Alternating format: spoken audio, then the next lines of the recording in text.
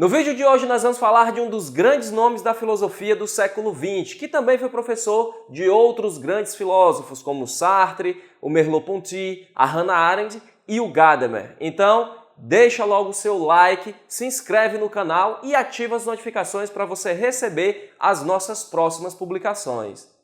E pessoal, tudo indica que o Enem e os vestibulares desse ano serão adiados e muito provavelmente eles vão ser feitos só no próximo ano. Então, por isso, nós estamos abrindo mais uma turma extensiva Enem e Medicina. Quer gabaritar todas as questões de filosofia e sociologia da sua prova de ciências humanas e ainda adquirir todos os argumentos possíveis para você usar na redação, independentemente do tema? Clica no primeiro link aqui da descrição e faz a sua assinatura lá na nossa plataforma. É o melhor curso de filosofia e sociologia que você encontra na internet brasileira.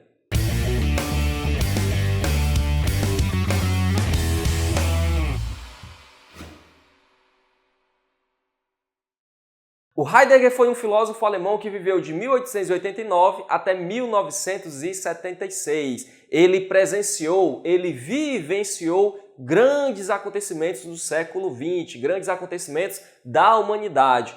Ele foi o maior discípulo do Husserl e por isso ele segue aí na tradição da fenomenologia. E também foi um grande precursor do existencialismo, mesmo ele sempre negando que nunca foi um existencialista. O negócio dele mesmo, a tara dele, era entender qual era o sentido do ser. E foi por isso que ele publicou a sua grande obra em 1927, Ser e Tempo. Ele queria entender o sentido do ser porque, para ele, a grande tarefa da filosofia é entender o fundamento da existência de todas as coisas, de todos os seres, de todos os entes. E o fundamento dessa existência nada mais é do que o ser.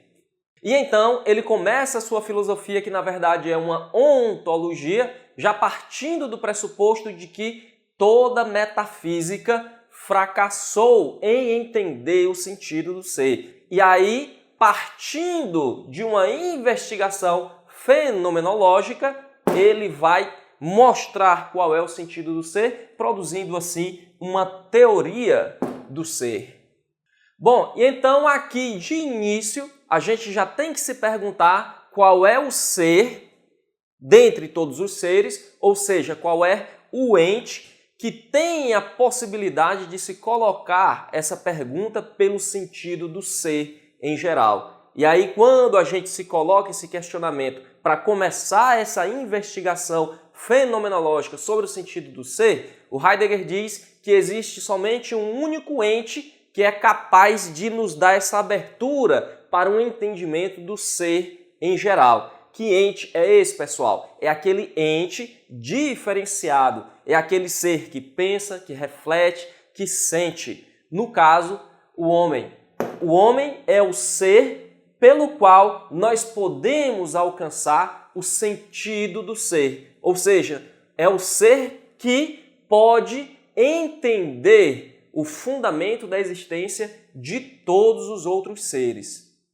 E se vocês bem lembram, a principal característica da consciência, segundo Husserl, é o quê? É a intencionalidade. A consciência é sempre consciência de alguma coisa. É sempre consciência do mundo. Então, é por isso que o Heidegger, seguindo os passos do seu professor, seguindo a fenomenologia, vai teorizar não sobre o homem abstrato, mas sobre o homem que se relaciona com o mundo e se relaciona com o mundo de uma maneira diferente. Esse relacionar é uma maneira diferente das outras teorias filosóficas, porque, segundo a fenomenologia, constitutivamente, o homem é já um ser no mundo.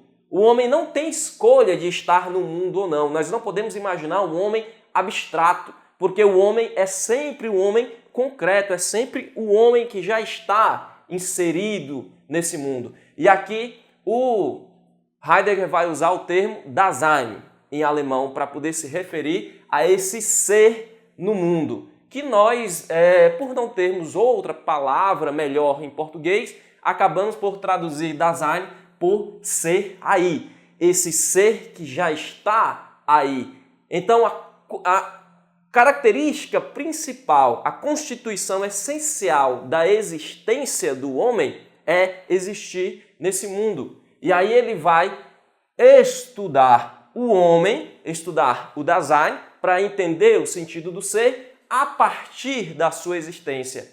E é por isso que a fenomenologia do Heidegger, mesmo ele não querendo, vai dar aí uma grande abertura para o existencialismo, porque ele vai estudar a existência humana.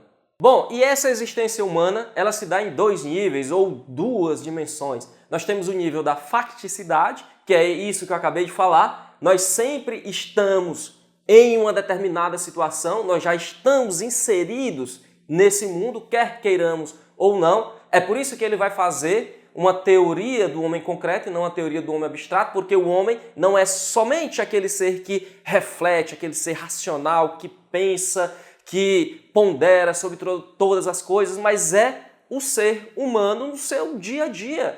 É o ser humano que tem contas para pagar, que tem boleto, que tem diarreia, que tem que cuidar de menino, que tem que ir para o trabalho, que tem dor de cabeça, que tem canto de unha, que tem problemas com o chefe. Esse é o ser humano. É o ser humano na sua facticidade, no seu cotidiano do dia a dia.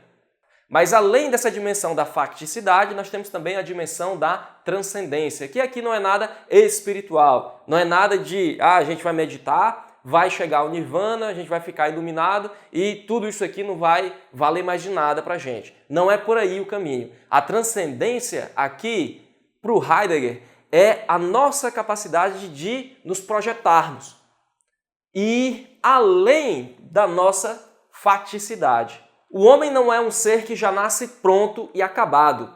Ele, como um ser no mundo, ele é projeto. Ele é um ser que vai se constituindo, vai se construindo ao longo do tempo.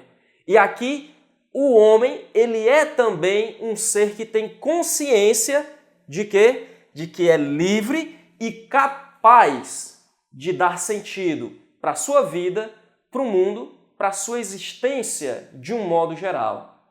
Então, se eu tenho consciência de que eu sou capaz e livre para dar o sentido que eu quiser para a minha existência, um leque de possibilidades se abrem na minha frente. Eu posso ser o que eu quiser, eu posso seguir qualquer projeto que eu queira. Eu posso ser astronauta, advogado, jardineiro, gari, eu posso ser pai, eu posso ser um trabalhador, um empresário, um empregado, eu posso ser o que eu quiser.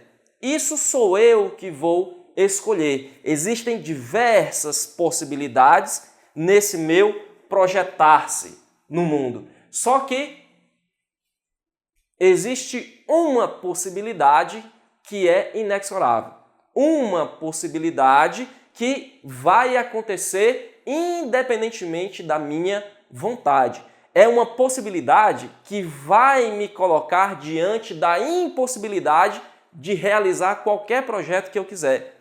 É a impossibilidade de todas as possibilidades. Do que ele está falando, pessoal? Independentemente do que você quiser ser e independentemente do que você se tornar, existe uma possibilidade que vai chegar inexoravelmente para você, que é o quê? A possibilidade da morte. A morte vem para todo mundo, independentemente se você é um rei, se você é um mendigo, se você é um médico, se você é uma pessoa poderosa, rica, pobre, independentemente da sua situação, independentemente do seu projeto, essa possibilidade está sempre na sua frente, está sempre no seu horizonte. E o Heidegger nos diz que as pessoas se comportam de duas maneiras diante dessa possibilidade. Ou elas ficam indiferentes, ou elas se angustiam. E aqui ficar indiferente é viver achando que a morte nunca vai chegar, ou que a morte pode ser... É uma coisa que acontece com os outros. A morte... o fulano de tal morreu. Morreu, que coisa, né? Foi de quê? Acidente. O pai do fulano, do cicrano, morreu, um ataque cardíaco. Vixe, foi mesmo, cara. Que coisa triste. Pois vamos continuar aqui com a nossa vida. Ou as pessoas ficam indiferentes à morte, ou as pessoas, ao se angustiarem, e aqui a angústia não é algo ruim, não é ficar desesperado, eu vou morrer. Não. A angústia, nesse caso, é um elemento essencial para que a gente tenha consciência da nossa finitude. E aí, quando a gente tem consciência da nossa finitude, de que existe uma impossibilidade de todas as nossas possibilidades não se concretizarem, existe uma possibilidade de eu não realizar aquilo que eu quero para a minha vida, a gente dá um valor muito maior para a nossa liberdade e a nossa capacidade de dar sentido à nossa vida. E então a gente pode escolher viver de duas maneiras. Ou a gente vive uma vida autêntica, ou a gente vive uma vida inautêntica. Na vida autêntica, eu vou atrás dos meus projetos, dos meus sonhos, das minhas realizações. Eu não fico no nível do Maria vai com as outras, ou eu não faço aquilo que dizem que eu tenho que fazer. Caramba, a vida é minha. Toda pessoa, quando toma consciência de que nós temos um período aqui e esse período se acaba, meu amigo, corre para viver a sua vida, não vá viver a vida do outro. Essa é um tipo de existência autêntica, uma existência que eu tenho consciência da minha finitude, que cada vez mais eu tomo consciência do que nós seres humanos somos e de qual é a natureza da nossa existência. Já outras pessoas que não têm essa consciência, que vivem aqui achando que a morte é uma coisa que está bem longe, que vivem diferente à morte, elas vivem no anonimato. E aqui o anonimato não é no sentido que a gente tem cotidianamente, de que a pessoa não é famosa. O Heidegger mesmo fala que viver procurando fama, sucesso, riqueza, poder, tudo isso é uma vida inautêntica. Isso é viver no anonimato. É você não procurar o sentido último das coisas, o sentido último da sua vida, o sentido último da existência. Se ele tivesse nos dias de hoje, ele vai dizer que as pessoas que vivem atrás de seguidores, de likes, de compartilhamentos, de curtidas, vivem e só vivem através, buscando isso, vivem uma vida inautêntica. Vivem, apesar de todo o sucesso, vivem um anonimato. Porque por trás de todo aquele sucesso, o cara tem uma depressão do cão. Porque no final das contas ele faz uma coisa que ele não gosta. Ele faz uma coisa que ele sente que no fundo não era aquilo que ele queria fazer, mas ele acaba fazendo porque essa é a ordem do mundo. Cresça, apareça, seja rico, famoso, muito poderoso. Esse tipo de Maria vai com as outras, esse tipo de vida em que a gente segue a manada, é um tipo de vida inautêntica, segundo o Heidegger. E vivendo uma vida autêntica, tentando realizar o projeto que nós nos damos, nós nos relacionamos com os outros entes. E a forma que nós nos relacionamos, a natureza do relacionamento que nós vamos ter com esses outros entes é diferente. Nesse nosso projetar-se, nesse nosso projeto, nós nos deparamos com os objetos e nos deparamos também com outros eus, com outras pessoas. Se eu tenho a ambição, se eu tenho como projeto de vida ser o presidente de uma grande empresa, ser um grande empresário, um grande executivo, eu vou comprar vários livros, são coisas para eu estudar muito, para eu ter competência.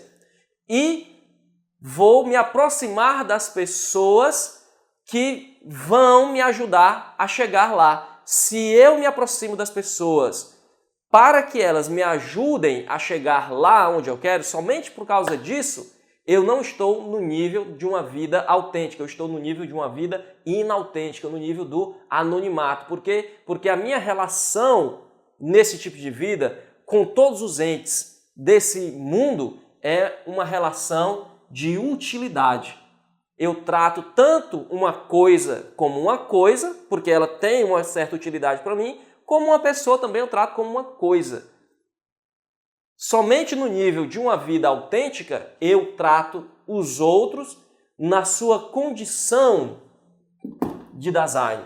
E aí eu não me utilizo dos outros para chegar a um determinado fim. Aqui é um meio para eu chegar em um fim. Aqui eu tenho que tratar como um fim em si mesmo. É a mesma coisa lá do Kant, só que dito de outra forma, fundamentada de uma maneira diferente. O Heidegger vai dizer que nós, quando estamos no nível de uma vida autêntica, nós temos consciência de que somos seres sociais.